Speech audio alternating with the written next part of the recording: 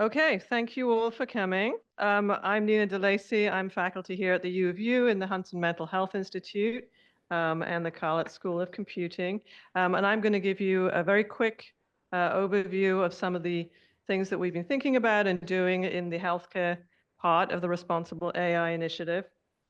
And like Bill started out talking about environment, I'm going to give you our vision statement in the healthcare portion of our AI, which is to solve regionally important problems in healthcare and wellness by pioneering AI-powered solutions that are globally relevant and applicable to future challenges.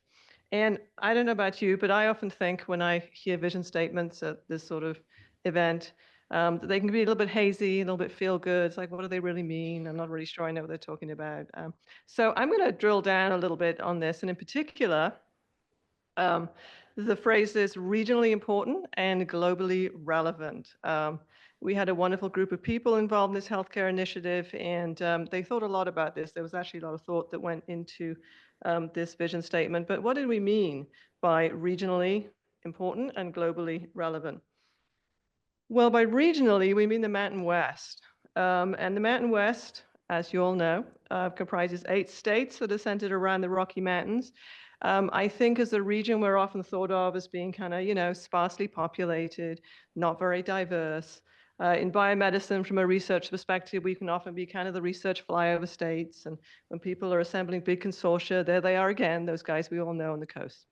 Um, but we think that here in the Rocky Mountain area, the Mountain West, we have a lot to add in terms of AI-based research in healthcare and wellness that is potentially of global import. And to talk to you a little bit about that, I'm going to ask you to zoom out for a moment in your thinking.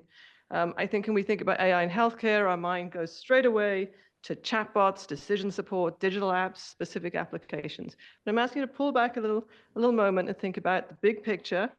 And what are the big geocultural or geosocial trends that are driving human health outcomes? What are people really worried about on a global basis in terms of the future of human health? And then how can AI interact potentially to improve these outcomes?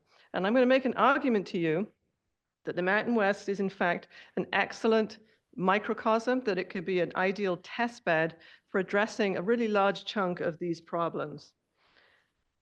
There's a professor over at BYU called Samuel Otterstrom, who's a geographer, historical geographer, and he once made a really pithy statement to this respect. He said, there is no region in the United States that is simultaneously more rural and more urban than the Mountain West.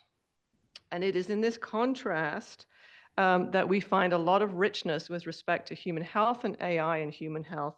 And I'm going to further argue that there are kind of 5 big picture geosocial motifs that are going on right here that are epitomized in the Mountain West that are highly relevant to the future of global health. And the first of these is that the Mountain West is really the US epicenter of social mobility. 5 out of 10 of the fastest growing states in the entire country are here in the Mountain West. Our 30 largest cities have experienced greater than 20% growth over the last decade or more. And so we are really a high growth area, but it's being driven by in-migration and a very rapidly diversifying part of the country. And these trends accelerated. They didn't just persist, they accelerated during the COVID-19 pandemic. So we're a place that people transfer to rapidly during a time of crisis. And this is highly relevant to thinking about global health. The second thing that's going on here is the idea of distance as a disparity. This is something that is thought about a very great deal in global health. This is where our very sharp urban-rural gradient goes on. In our states here in the Mountain West, between 10 and 50% of our population in each of these states is in rural areas. There was recently a landmark survey by some of our faculty at the Huntsman Cancer Institute into rural health, showing that in rural areas, about 1/3 of people cannot afford medical care at all, and about 2/3 of them are not aware that there is programs to help them afford care. There is, in the Mountain West, very poor participation in primary care, in preventative care, in terms of adult and child wellness visits. We are in 8 of our states are in the bottom 10 of states in the country in terms of participation in primary care, which after all is the foundation of human health, helping people not get sick in the first place. The third thing that's going on here in the Mountain West is a workforce shortage in healthcare that's really quite acute. And this comes from multiple places. As I said, we're traditionally a rural area, kind of a frontier zone, but we've had a huge amount of net immigration that continues to put pressure. We are in the bottom 20% of US states in terms of clinician staffing. And it's estimated again in the recent project done by our rural health folks that about 2/3 of people in the state of Utah alone have no access to specialist care, which is a very high number indeed. The fourth thing Bill touched on, and I really want to echo it, which is our exposure here in the Mountain West to climate shifts. There's a great deal of thinking going on globally as to how we're going to think about the impact on human health of shifting climate, of changes in the environment. Here in the Mountain West, we occupy 25% of the entire US landmass, and we have the most diverse ecosystems across our entire area in the US. Our folks here in terms of human health, and some of the question askers touched on this too, very exposed to drought, to heat, to smoke, and also to policy changes. So for example, the majority of our states are quite exposed to policy changes affecting the Colorado River watershed. And the final thing that's going on here in the Mountain West is quite poor mental health. In our rural areas in particular, but in general, we have high and rising rates of depression, of suicide, and these are very germane to all aspects of rural health and of population health in general. About 2/3 of folks in rural areas do not have access to a psychiatrist. And when you get mental illness, it happens early in life. It happens in the teenage years and young adulthood. It affects the entire course of your adult life, and it crucially impacts your ability to access other forms of healthcare. So this is something that's very prominent here in the Mountain West and also a great worry in global health.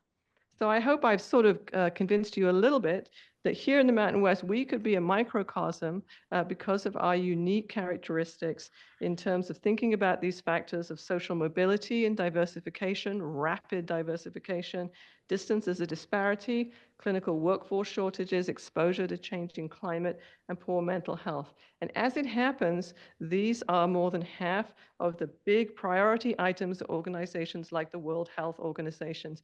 These are highly germane issues across the globe, and in particular in the global south.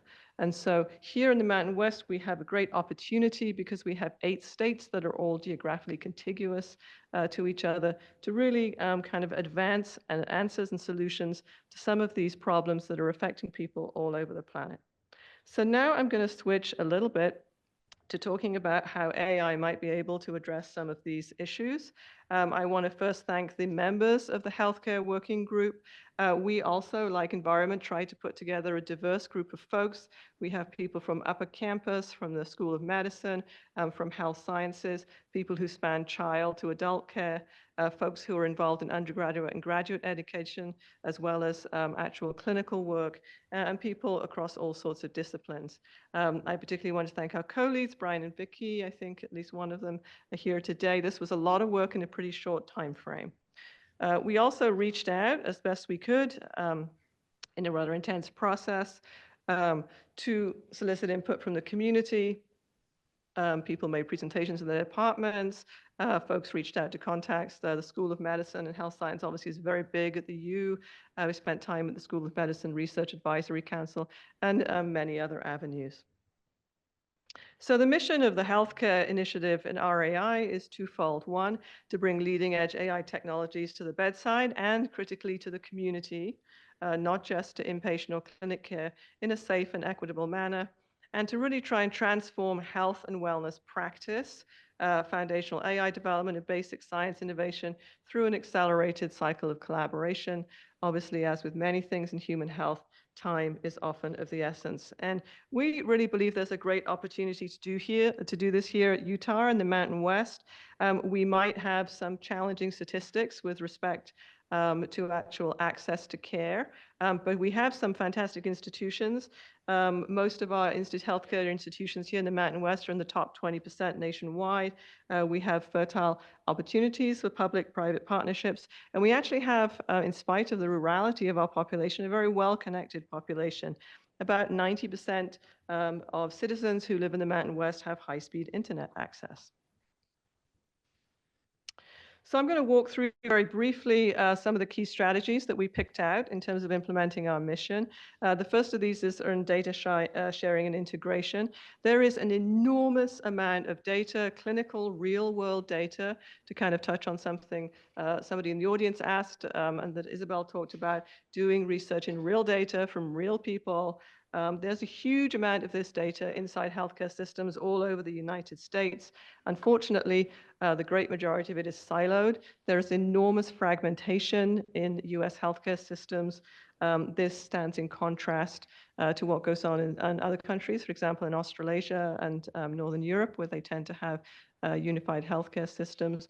It's very difficult to bring this data together, to get large data sets, to get varied and unbiased data sets. A concrete example of this is in suicide, for example, a very prominent problem here in the state of Utah. We have not advanced our ability to identify people at elevated risk for suicide in the last 50 years, in spite of intense efforts. A big chunk of the blame for that goes to data fragmentation. It's not just fragmented within and among healthcare systems, but between other crucial actors in this problem. For example, there is no ability to bring data together between coroners and medical examiners' offices and healthcare systems. So this problem of data sharing is not just notional, it really impacts what we can do in terms of concrete healthcare solutions. So one of the first areas that was highlighted by our work group and everybody really we talked to was making an investment in data sharing and integration. And I think if you talk to our friends and colleagues in biomedical informatics, they'll tell you that from a sort of research perspective, a lot of these problems have been solved. We have some great semantic and syntactic data tagging technologies, and we have some great technologies and algorithms around actually putting data together. The problem, of course, here is process. The problem is actually making it happen on the ground. We, and like many other healthcare systems, have been grappling with this problem for years of data that's siloed within an institution in different systems, different types of data. For example, clinical data, laboratory data, imaging data. It's not an easy problem, but certainly as part of this RAI initiative, I think there's some real momentum here to try and move forward and try and implement some real process solutions around this. Moving away a little bit from the engineering problem of a within system solution, a level up from that is where it gets really exciting. If you can do that within your institution, within your healthcare system, maybe that opens a path to actually integrating data within your state, within states, and potentially even internationally. This is where it starts to get really interesting from the standpoint of discovery, from the standpoint of risk stratification and prediction, aggregating very large amounts of data. Beyond that, there are even more exciting opportunities that are quite tied to AI, which includes things like including patients and their caregivers in data sharing and promoting citizen science. Data federation amongst these is, in our view, a particularly exciting prospect for AI. Data federation is where you leave the data where it is, but you allow it to be interoperated. This is something that can really be leveraged for AI, and it really opens up some very interesting opportunities to do things that are highly germane to healthcare and outcomes, which is to do things like follow people as they transition from one life stage to another. So any of you who have kids know that once your kids grow up, they go into adult care. They're in a totally different healthcare system with totally different providers. Those of you who know people with chronic illnesses know that they may end up accessing many specialists, different hospitals, different places. How do we follow people throughout their healthcare journey and learn more about them? And so data federation is potentially a very exciting solution to this. So moving away a little bit from kind of the nuts and bolts and the engineering of data sharing and integration, another thrust that we're going to be moving through here in RAI with respect to healthcare is how we actually operationalize the data once we hopefully have it shared and disseminated. And our objective here is to develop leading edge infrastructural, privacy, and computational solutions to operationalize, again, real world biomedical data. There are lots of important use cases here. Some of the challenges, obviously, are security and privacy. And how do we think about, again, the mobile patient, meaning the mobile patient from a health systems perspective? There are many, many, many opportunities here. This is something that federal funders are paying a great deal of attention to. For those of you out here in industry and in research, just right now, there are more than 350 AI and data science opportunities currently open at NIH. I feel like we're kind of at a point where there's a sort of huge amount of innovation going on. There's a huge amount of funding being offered, and we really kind of need to break the dam in terms of some of these engineering challenges, some of these process challenges. But there is certainly no lack of interest from federal sponsors and the federal government around making all of this happen. It's an extremely dynamic, exciting time. Along with some of the things I've talked about, really the third leg of the stool here is in thinking about data governance. When you're thinking about real data that belongs to real people and is used by many different real people, there are lots of constituencies involved. And an effective data governance solution here attends to all of these stakeholders and creates a continuous positive feedback loop and quality improvement to help the entire effort, research, clinical care, and hopefully patient participation be nimble, be effective, be responsive. So that's kind of the third leg of the strategic emphasis of what we're trying to do here in RAI with respect to healthcare. As the folks in the environmental trust talked about, and I really want to underline this for health, transdisciplinary collaboration is a very important part of what we're going to be trying to do in terms of bridging traditional boundaries and really trying to catalyze novel thinking that's transdisciplinary, that's convergent. Environment and health is just one example of the kind of things we're going to need to be thinking about. And again, coming back to that idea of what can we add to the debate, what can we add to innovation in the Mountain West that's really going to have potentially global impact.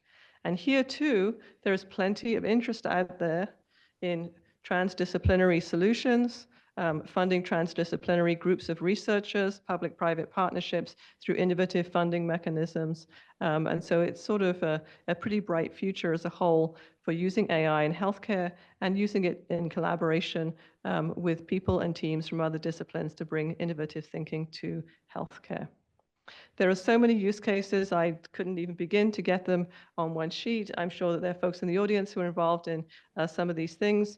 You can add many more things to this list yourself. Today we're going to hear from exciting research that's being done here at the U of U from two people who are doing some of these use cases, from Nathan Blue, who's in OBGYN, who's going to talk about how his team uses AI to decrease preterm birth outcomes, and from Shireen Elhabian, who's doing some very innovative work developing image tools to enable early diagnosis and personalized treatment. And I'm going to end there. Just want to give a quick shout out to something Manish mentioned this morning, the Faculty Fellows and Distinguished Visitors Program. Please tell all your friends we're definitely going to be recruiting folks in healthcare and wellness in each of these types of positions. So please promulgate widely. And we're always interested here in the Healthcare Initiative and hearing from you. Feel free to contact me, contact anyone in the REI initiative. We want to hear about your thoughts, questions, comments, and ideas. Thank you.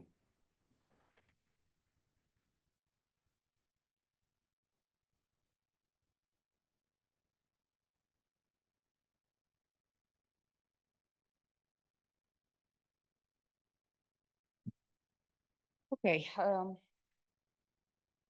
Hi, everyone. I'm Shireen Elhabian. I'm a computer scientist who loves to see the potential impact of AI on how doctors are actually interpreting medical images from different modalities.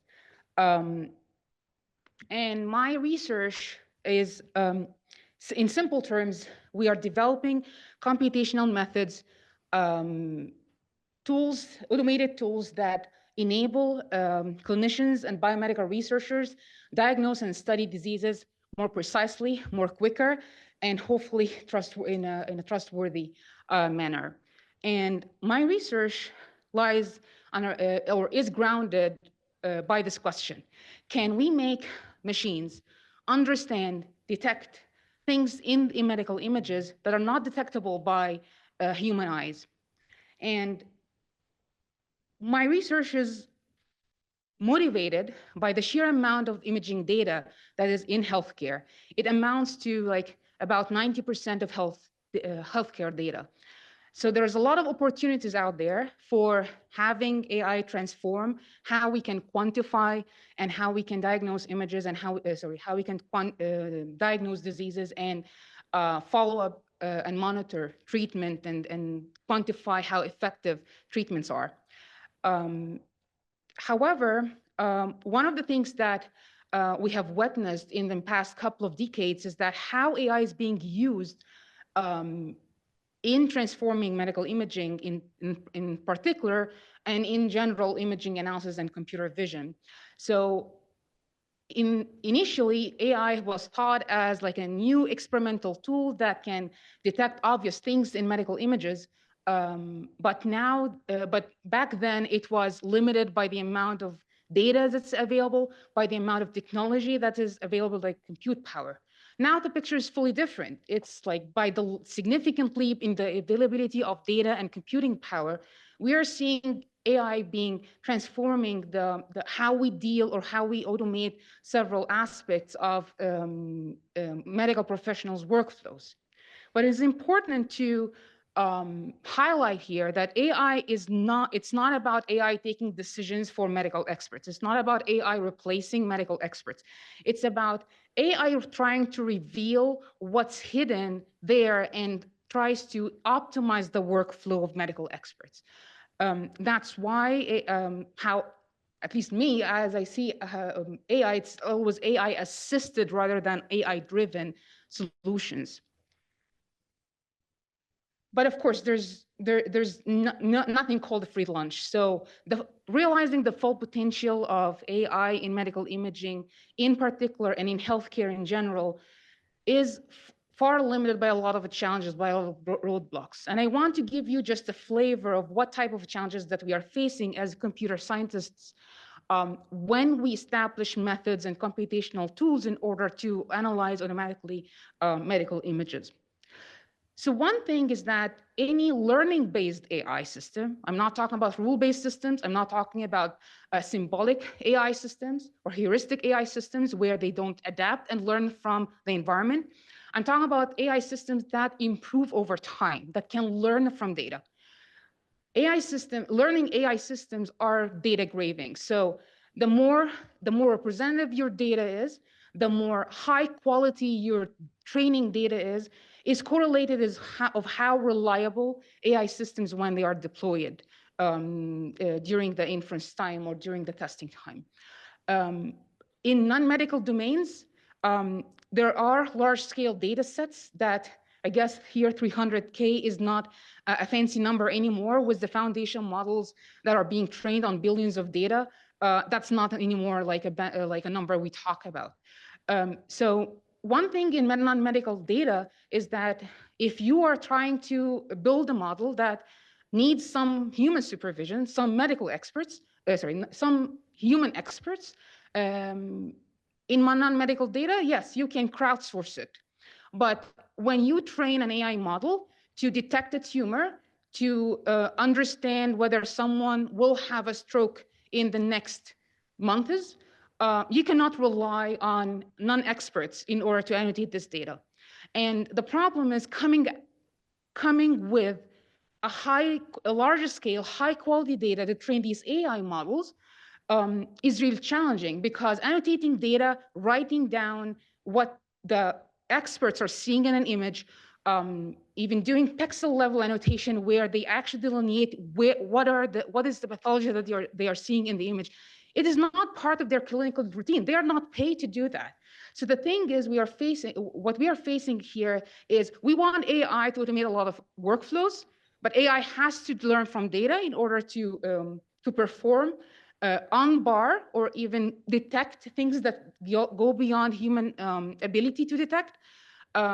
But in order to do that, we have to come up with a data set with a high quality annotations, and that's not a luxury that we have in medical images.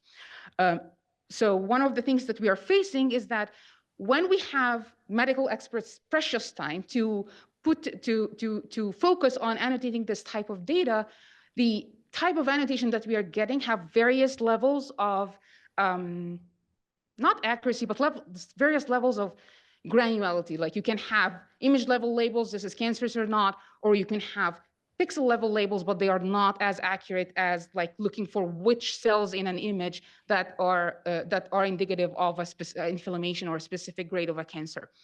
And also based on the backgrounds of the different medical experts, we even from the annotated data, we get inconsistencies. So on the computer side of things, or computer science side of things, we have to come up with tools that can actually can train AI models with this level of annotations, with this level of inconsistencies across different experts, and also with not the 100 million images that we have. We definitely don't have that number. The other aspect is that in non-medical domains, benefit a lot with open access, larger scale data sets that are accessible for everyone. And this is something that has enabled in the past years collaborations establishing reliable benchmarks when we compare different AI systems that are coming out every day. But this is not a luxury that we have in medical domain, in the healthcare domain. We are always facing barriers like privacy concerns. Data shouldn't leave the hospital, which is already understandable, but we have to come up with algorithms and machine learning models that can actually operate under this strict requirements. The other thing is that the amount of heterogeneity that you see in medical imaging, whether this is within the same hospital or across different centers, is vast. So we are not only working under the variations of or under the assumption that our data is consistent. Even if you have the same patient being scanned multiple times on the same scanner, you can have heterogeneous or significant variations in appearance. So these are the just couple of things that we are always facing when we develop AI systems that are imaging based. On top of that is that yes, we can publish papers, but in order to put together, to translate these methods into deployment, in order to realize the impact of AI in healthcare, responsible AI is no longer a luxury. It's no longer an icing on a cake. It is a requirement. Like we cannot rely on an AI system helping clinicians and helping surgeons intraoperatively doing image-guided interventions without having safe and reliable guarantees, like trustworthy guarantees of how we responsibly use the system, how we responsibly develop the system, and also how we responsibly curate the data that has been used to train these systems. Okay, so in the very limited amount of time remaining for me, I guess 1 minute, I will give you like a sneak peek of what I actually do. So one major thrust of my research program is about how we can quantify morphological features from anatomies in medical imaging. This research thrust is being motivated by the fact that in healthcare, we have a lot of high resolution imaging, volumetric imaging, whether it is volumetric imaging data or high resolution histopathology images. But at the end of the day, the amount of data that is being produced by scanners from different modalities are not being leveraged totally for the diagnosis and for the for monitoring diseases. And one of the things specifically is when it comes to anatomy. A lot of conditions out there during the clinical routine, the pathology is being defined or the pathology or the condition or the stage of the disease is being indicated by linear measurements or very rudimentary measurements or oversimplified measurements of anatomy, and that doesn't reflect the full 3D nature of the anatomy of interest. And this has shown to have clinical implications short-term and long-term, and also is prone to measurement bias and irreproducibility. So one major thing that I'm doing in my group is how we can blend computational methods and optimization, probability and the statistics, the power of computing and artificial intelligence / machine learning in order to quantify statistically what we are seeing in the images, and that has a lot of practical value. For example, you can ask questions about how a specific patient is related to another specific patient. You can start drawing insights and conclusions about a particular patient trajectory over time in a responsive treatment. This is by observing how the morphology or the form of the anatomy is being changed over time. The other thing is how we can also streamline this process so that we can minimize the amount of clinical expertise or biomedical expertise that is needed to actually use these types of tools. And this is where we can train models that can take in imaging data without any type of supervision or without any type of oversight at that point, and start to produce what quantifiable descriptors of what is this morphology in relation to other patients. And we have to do this in a way that is trustworthy, in a sense that it has to convey the level of confidence in the output. As an integral part of my research program is that we are disseminating our tools and our methods, not only in papers, but also in open source software. So one of the core softwares that we have been developing, it's actually a multi-PI effort that's coming from, that is funded by multiple projects from cardiology, from orthopedics, and from School of Computing, and SKI, where we basically have a collective effort to make sure that our tools are not only broader in terms of the amount of the use cases that they can handle, but they can also be applied nationally and internationally. And our tools have been, the scientific utility and the clinical impact of our tools have been demonstrated in different disciplines, including brain imaging, orthopedics, cardiology, cancer research. So if you are interested, visit our website and you will see a lot of, and this is free, so you can basically use it and start working in it right now.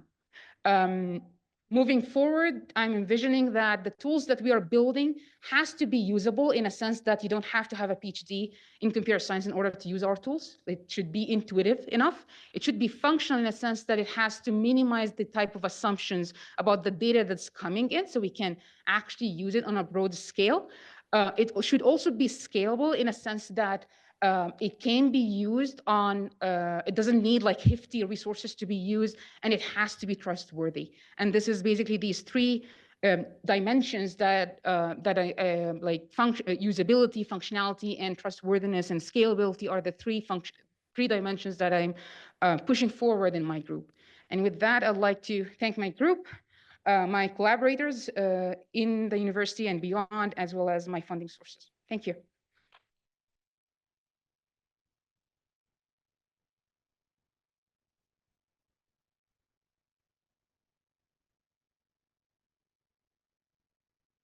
All right. Hello, everyone. My name is Nathan Blue. I'm a maternal fetal medicine physician or a high-risk obstetrician.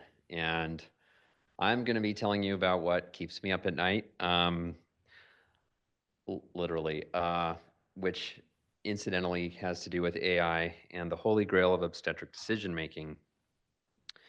You can't talk about obstetric decision-making without talking about stillbirth. Stillbirth is common in the US. It accounts for 1 in 160 births, just over 0.5%. And to me, every 21 minutes in the US is a little bit hard to wrap my mind around. The US is a big place. And so I personally anchor my own thinking about this to something that I grew up hearing about constantly.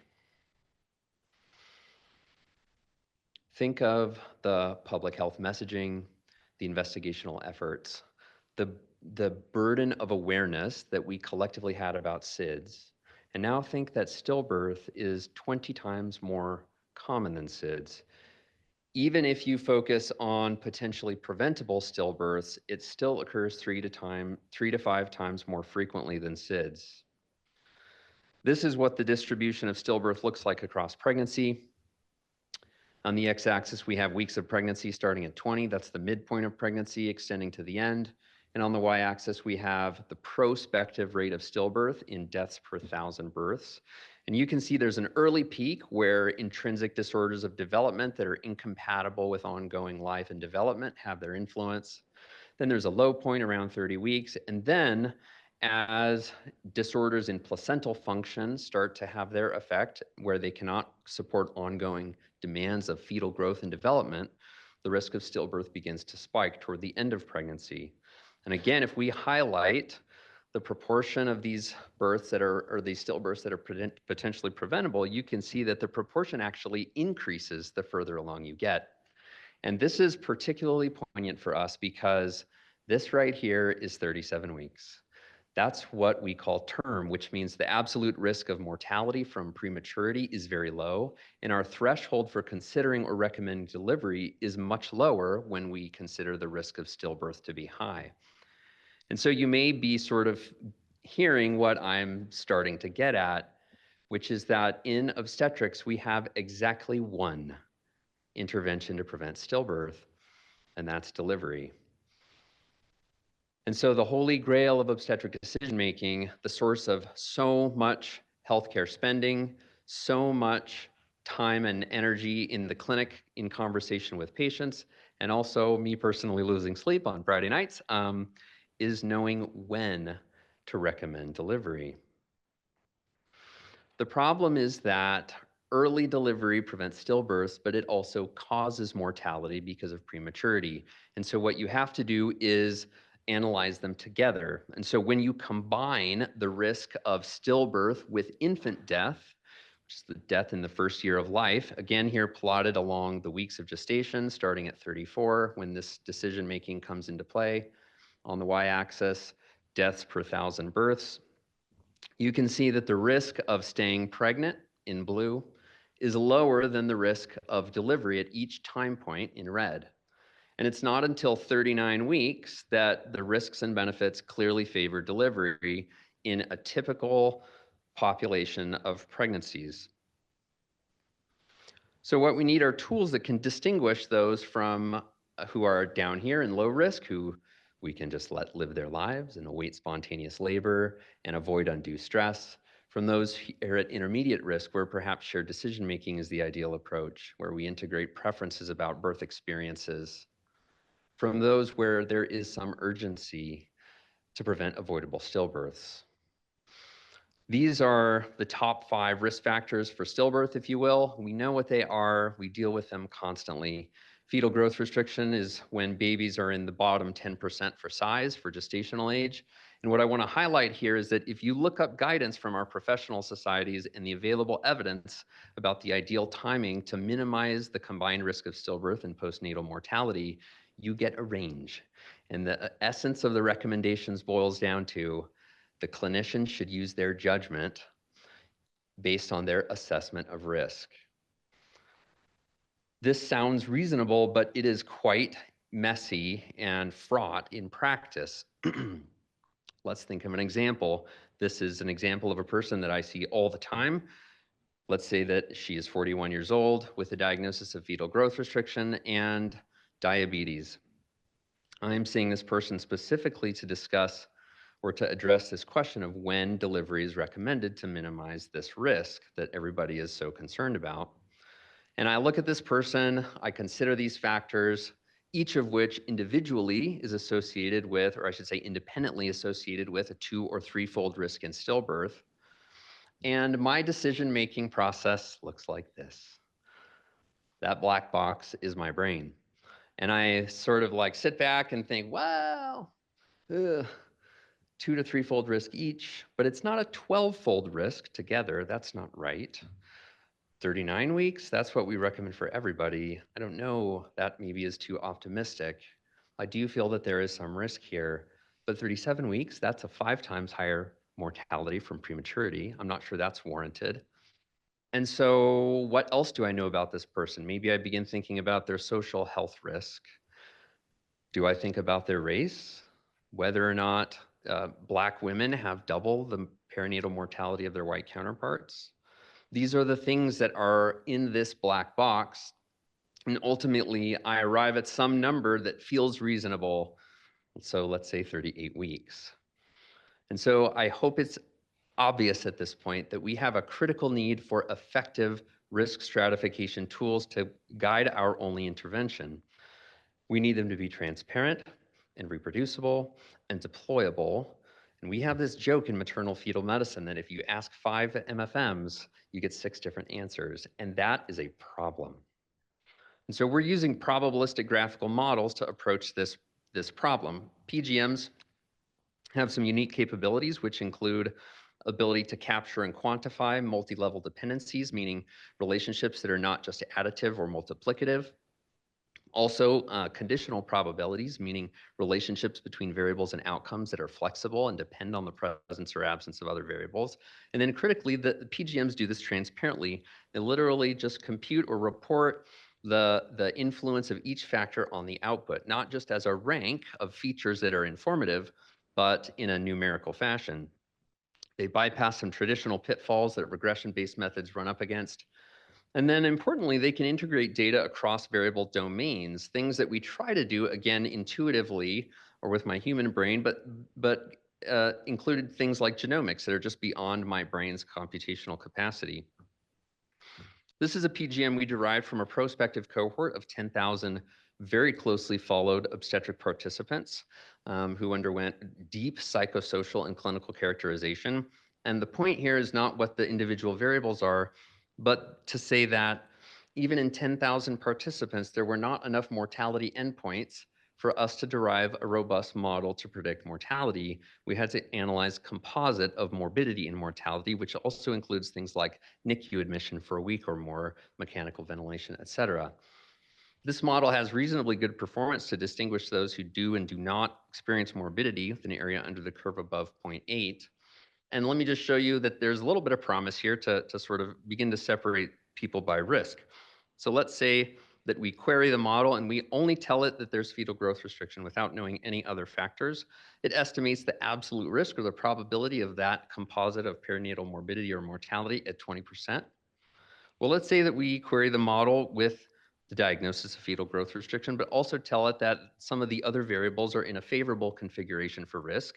Even without knowing the delivery time, you can see that our risk has gone down quite considerably. And that's pretty nice, actually. That's lower than the background risk, which is up there at 8%.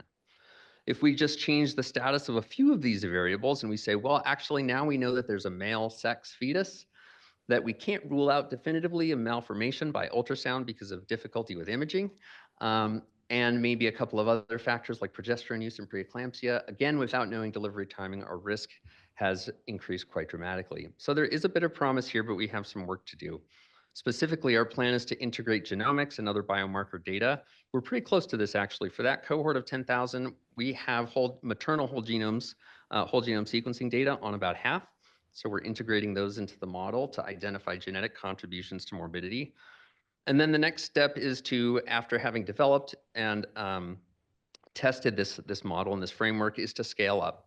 We need large-scale granular data so that we can assess hard outcomes such as mortality, and not just in categories of gestational age, which is what we did, but by each gestational week to, again, inform the decisions on the basis of a day or a week. And then finally, to prospectively evaluate them to determine whether or not they're actually helping people rather than harming people. Finally, as an obstetrician, I can tell you that just off the cuff, no less than 10 other obstetric problems that are plagued by terrible risk stratification, where the stakes are very high and the clinical course is unpredictable, which forces us to essentially apply a full court press approach in a one-size-fits-all manner. And that is no good for anybody. And so this type of ability would be transformational across our specialty. And I just want to remind everyone that not only are there 3.7 million births in the US, but all of us were born. And we are all actually living out the consequences of our mother's pregnancies and our own births, whether we think about that very much or not. And so this has, again, transformative potential impact for human health and development. I want to just thank the team of collaborators and mentors who support this project, as well as some sources of funding, including the Utah Data Science Hub Delphi Pilot Award. Thanks.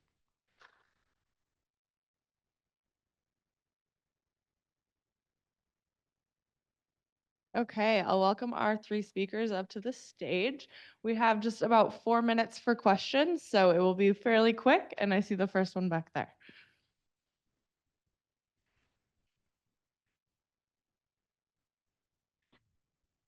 Hi, thank you for these great presentations. A question for Nathan. You were mentioning that you're using probabilistic graphical models. On the industry side, we see a lot of development with neural networks and specifically large language models. Do you see an application for those in the problem areas that you're working on? Why not? Certainly.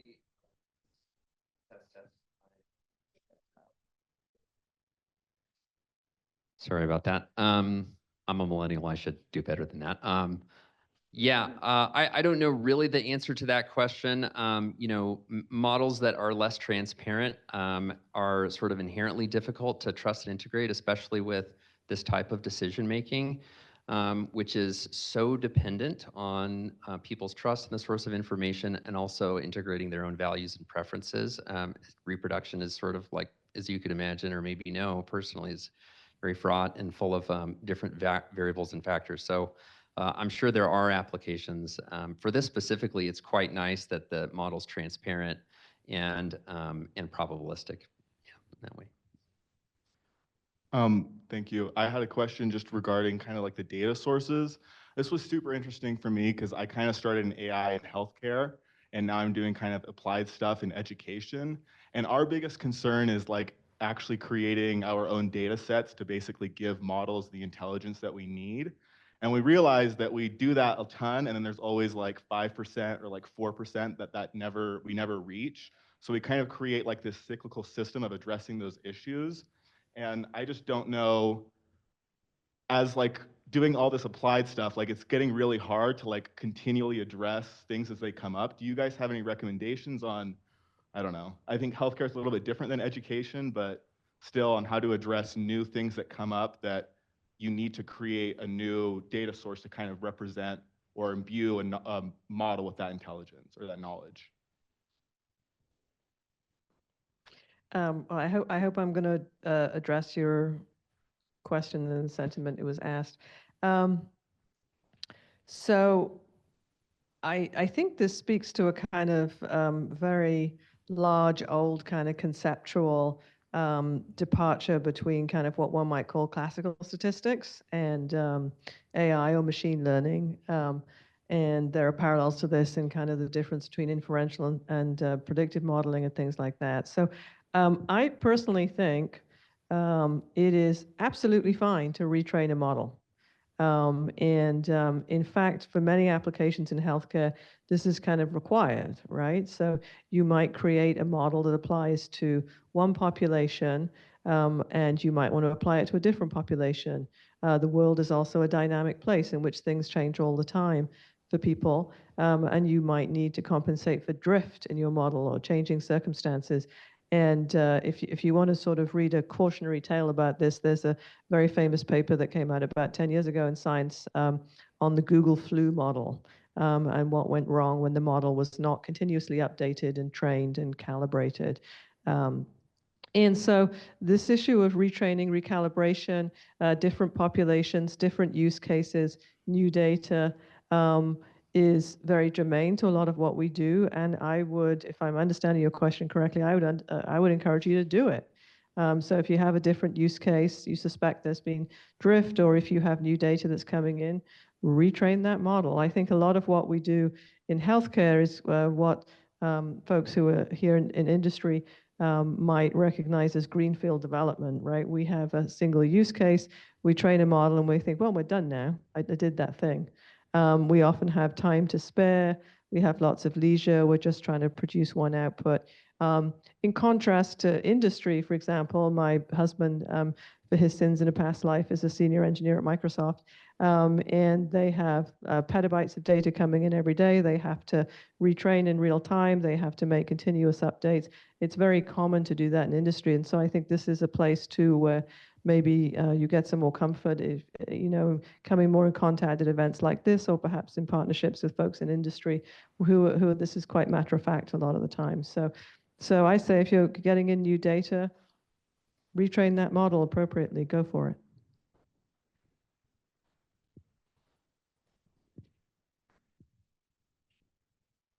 Perfect. Let's thank our speakers again one more time.